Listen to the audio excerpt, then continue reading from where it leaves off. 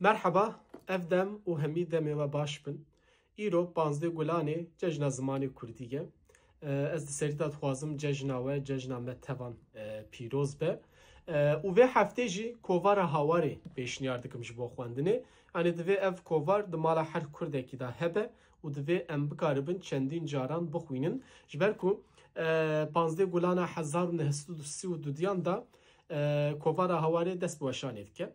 Jaliye Celadet Ali Bedirxan û hevalên wî va. Ji ber wê û taybetiya vê jî ew e ku bi tîpên bi herfên latînî an em bêjin alfabe latîniya Kurdî derdikeve. Ji ber wê ev jî destpêkeke nû ye ji bo neteweya me hewce ye her Kurdek bêguman kovara hawarê bixwîne. Bi vê münasebetê min xwest ez vê heftê jî kovara hawarê pêşniyarê bikim.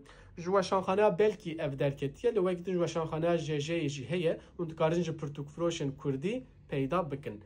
Ez careka din dixwazim ji wera hawar dengê zanînê ye bi deng bikim û dûra jî vîdeoyê bigirim.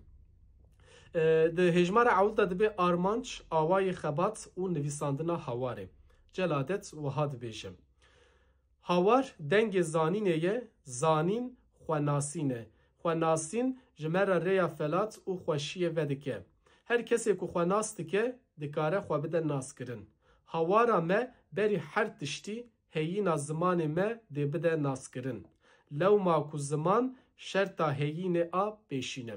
Ziman şerta heyînê a pêşîne.